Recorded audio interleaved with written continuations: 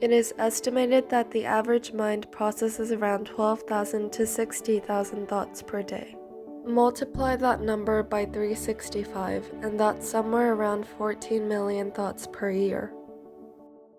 But try to recall the thoughts you had yesterday, or last month. What about 10 years ago? How many of them can you really remember? And this brings up an unsettling question.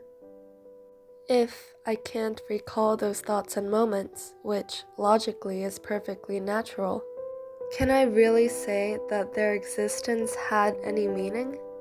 How can I say for sure that those memories actually happened? And here's an even more disturbing thought. If no one remembers me, which would most likely be the case someday, would that mean my life was meaningless? This is my biggest fear, forgetting.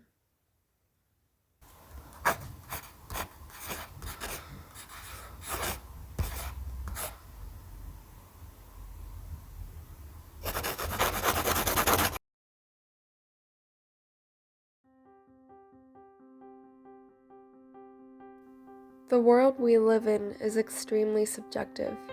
Everything we see is a projection of our minds onto the shared reality we live in. This is perhaps best explained by Anais Nin.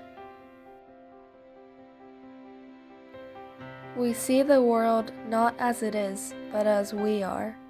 And in a world that's so heavily based on your perception of it, the fear of forgetting seems perfectly reasonable.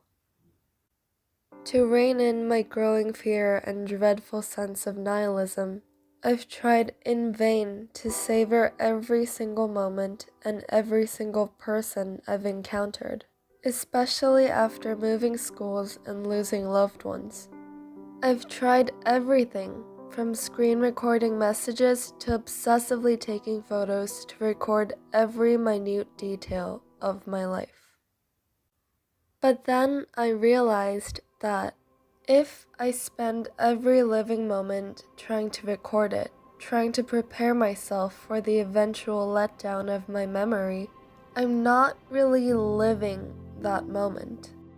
I mean, what's the point of preserving a memory when, in doing so, you made the moment itself unenjoyable and maybe even stressful? And so, perhaps the wisest thing for one to do when facing such an overwhelming sense of meaninglessness is to simply relinquish the pressure to remember every single thing and live the present to its fullest.